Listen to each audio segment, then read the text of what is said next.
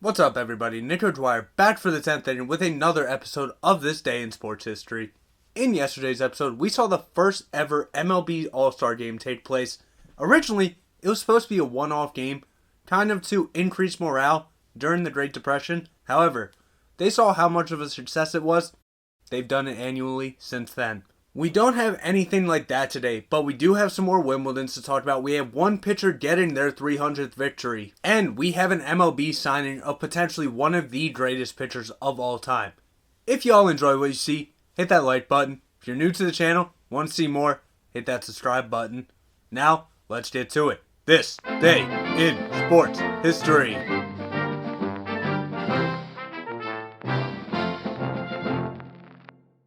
We start out today the same way we started off the past couple of videos. In Wimbledon in 1887, Herbert Lawford wins his only Wimbledon title and his only major on the singles side, defeating Ernest Renshaw 1-6, 6-3, 3-6, 6-4, 6-4 in 5 sets.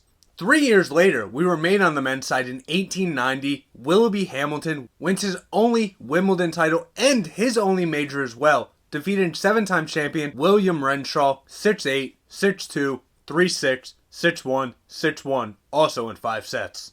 2 years later in 1892, stay with Wimbledon, moved to the women's side. Lottie Dod defeated Blanche Bingley Hilliard for a 4th time in the Wimbledon final, winning 6-1, 6-1 in straight sets to get her 4th Wimbledon championship of 5 overall and 5 titles on the singles side. We move up to 1900 and move to Major League Baseball, and we have that 300th victory by the youngest player all time to get their 300th victory at only 30 years old. Kid Nichols, who was pitching for the Boston Beaneaters at that time, would take the mound in an 11-4 victory over the Chicago Orphans. And with this victory, Nichols, who was having a bit of a rough luck year up to that point, would become the 6th player in MLB history to achieve 300 victories. Now we move back to Wimbledon in 1911 on the women's side. Dorothea Chambers becomes the first player not to concede a game in the final after she defeated Dora Boothby 6-0, 6-0 to win the 5th of 7 single major titles.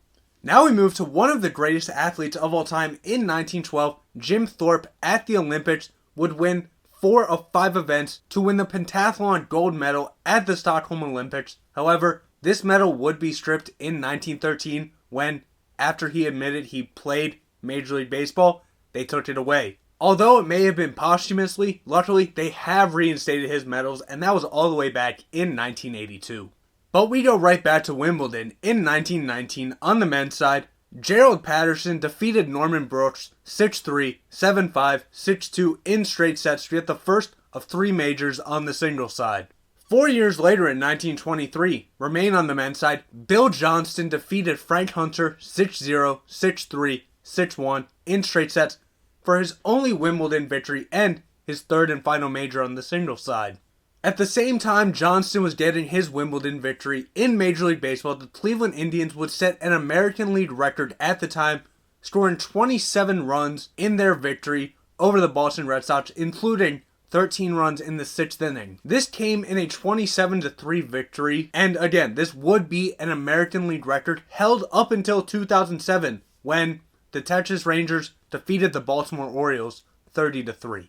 We just talked about one record, let's talk about another now. In 1924, Robert Legendre set the then long jump record at 25 feet, 5.5 inches, or 7.76 meters. This record would be held for just about a year. From one long jump record to another long jump record, in 1928, Edward Ham set the long jump record at 25 feet 11 inches or 7.9 meters. He wouldn't hold this record quite as long as Legendre did. He would only hold this one for about 2 months. Still a record though. Also in 1928, at the Wimbledon women's final, Helen Wills Moody wins her 2nd of 4 consecutive Wimbledon single titles, defeating Lily Alvarez 6-2, 6-3 in straight sets to get her 7th of 19 single major titles. 5 years later in 1933, on the men's side at Wimbledon, Jack Crawford would win his only Wimbledon singles title, defeating Ellsworth Vines 4-6, 11-9, 6-2, 2-6, 6-4 to get his 5th of 6 single major titles.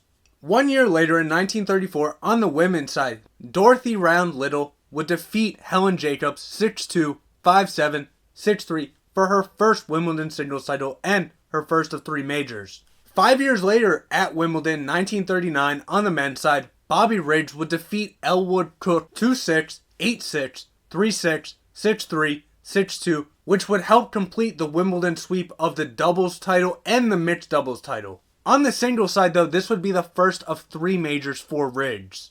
Also in 1939 at the British Open on the men's side, this would be the last Open played until 1945 due to World War II, and Dick Burton with a score of 2 under wins 2 strokes ahead of runner-up Johnny Bulla. This would be the only major in Burton's career. Move up nearly a decade to 1948 and the Cleveland Indians stunned the MLB by signing the 41 or 42-year-old, or however old he was, pitcher Satchel Paige. Now if we go on legend alone, Satchel Paige is one of the greatest pitchers in baseball history. But being the age he was when the Indians finally signed him, he obviously showed some glimpses of being great in the major leagues. Never had a real chance though to do what he was capable of. When you ask players of that time, both in the major leagues and the Negro Leagues, who the best pitcher was, almost unanimously they would say Satchel Paige. It's a shame that we didn't get to see him in his prime, but for the people who did, they were the lucky ones in this situation. 2 years later in 1950 at the British Open, Bobby Locke with a score of 1 under retains his title 2 strokes ahead of runner-up Roberto De Vicenzo to win his second of 4 majors. Also in 1950 at the Wimbledon men's final, Budge Patty wins his only Wimbledon singles title 6-1, 8-10, 6-2, 6-3 over Frank Sedman, also his second and final single major. 1 year later in the 51 Wimbledon final on the women's side, Doris Hart would defeat Shirley Fry 6-1, 6-0 to win her only Wimbledon singles title and her third of 6 majors on the singles side. Another break, we go to golf in 1953, the PGA Championship. Walter Berkemo wins 2-1 from Feliz Torza to get his only major in his career. Right back to Wimbledon in 1956 on the women's side, Shirley Fry defeated Angela Buxton 6-3, 6-1 for her only Wimbledon singles title and second of 4 majors. Now we move to Wimbledon in 1961 at the 75th edition of Wimbledon. On the men's final, Rod Laver defeated Chuck McKinley 6-3, 6-1, 6-4 for his first of 4 Wimbledon titles and his second of 11 majors on the singles side. 1 year later in 1962, Karen Sussman defeated Vera Sukova 6-4, 6-4 to win her only Grand Slam singles title. Move to 1967, go to the men's side. John Newcombe would defeat Wilhelm Bundert 6-3, 6-1, 6-1 in straight sets to claim his first of 3 Wimbledon singles titles and his first of 7 major single titles. 1 year later, we move to the US Open on the women's side in 1968. Susie Maxwell with a score of 10 over defeated runner-up Mickey Wright by 3 strokes to win her second of 4 majors. But we move right back to Wimbledon. In 1972, on the women's side, Billie Jean King would win her 8th Grand Slam singles title, defeating Yvonne Goolagong 6-3, 6-3. 1 year later in 1973, we remain on the women's side. We remain with Billie Jean King. King this time would defeat Chris Evert 6-0, 7-5 for her 10th career Grand Slam singles titles of 12 overall. Also in 73, on the men's side, Jan Kodes defeated Alex Mechervelli 6-1, 9-8, 6-3 to win his 3rd Grand Slam singles title and his final of his career. Now we go to the 1974 FIFA World Cup, which saw West Germany going up against the Netherlands. West Germany was looking for their second title. They would get it. The Netherlands got off to a very early start with Johannes Neeskens scoring in the 2nd minute to give them a 1-0 lead. But before halftime though, this game would be in Germany's favor. Paul Breitner scored in the 25th minute, tying things up 1-1. Then in the 43rd minute, Gerd Mueller added another goal for West Germany.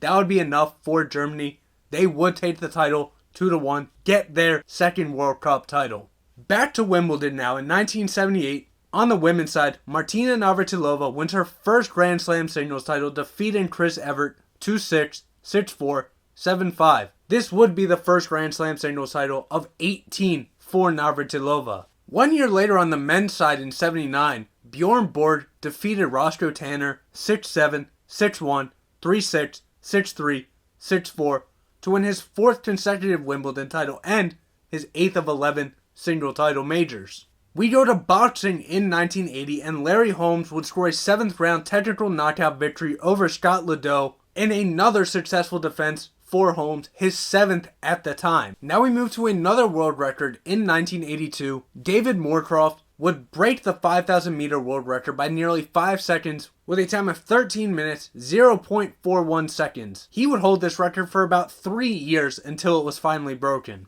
2 years later at Wimbledon in 1984, on the women's side, Martina Navratilova once again defeated Chris Evert 7-6, 6-2 in straight sets to win her 10th of 18 single major titles. 1 year later on the men's side, Boris Becker would defeat Kevin Curran 6-3, 6-7, 7-6, 6-4 to become the youngest man at only 17 years old to win a Wimbledon singles title. This was also the first of 6 single title majors for Becker.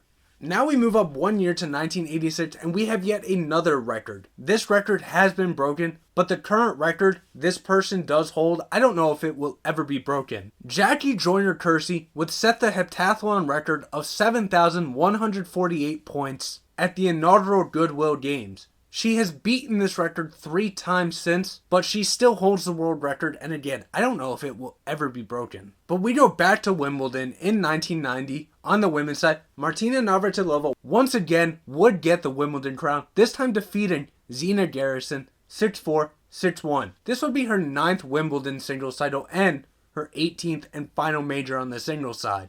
We stay at Wimbledon 1 year later. On the men's side, Michael Stich defeated Boris Becker 6-4, 7-6, 6-4. This would be the only major in his career on the singles side. 1 year later in 1992, South Africa would defeat Cameroon in a football match 1-0. This would be their first FIFA sanctioned match after nearly 20 years of international isolation due to apartheid. 4 years later in 1996 at the US Senior Open, Dave Stockton with a score of 11 under would win 2 strokes ahead of runner-up Hale Irwin for his 3rd Champions Tour major title. Also in 96, at Wimbledon on the men's side, Richard Krajicek would win his only Grand Slam singles title, defeating Malovia Washington 6-3, 6-4, 6-3. Now we get into the 21st century in 2002, but we stay in Wimbledon on the men's side. Leighton Hewitt would win his only Wimbledon singles title and the 2nd and final major of his career, defeating David Nalbandian 6-1, 6-3, 6-2 in straight sets. Also in 2002 at the US Open on the women's side, Julie Inkster with a score of 4 under would win her 2nd US title, 2 strokes ahead of runner-up Annika Sorenstam. This would be Inkster's 7th and final major of her career. Stay with golf in 2003. Stay at the US Open on the women's side actually. Hillary Lunt with a score of 1 under would win after a playoff with Kelly Robbins and Angela Stanford to win her only career major. But we go back to Wimbledon in 2007. On the women's side, Venus Williams would defeat Marianne Bartoli 6-4, 6-1 in straight sets. This would also be her 6th of 7 single major titles.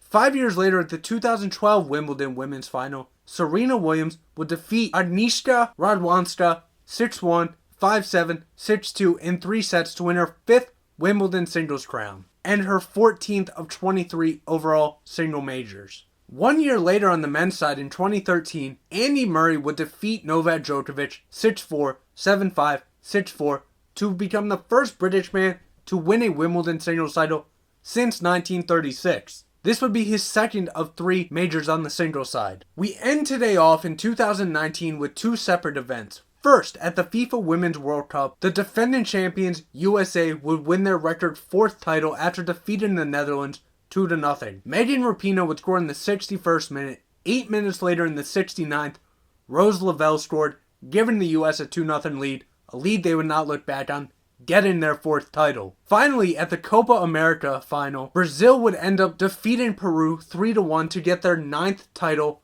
first since 2007. So there you have it. That's what happened on this day in sports history. If I mispronounce any names, I do apologize. And I will see you all tomorrow for Nico Dwyer and the 10th inning. Be good, everybody. See ya.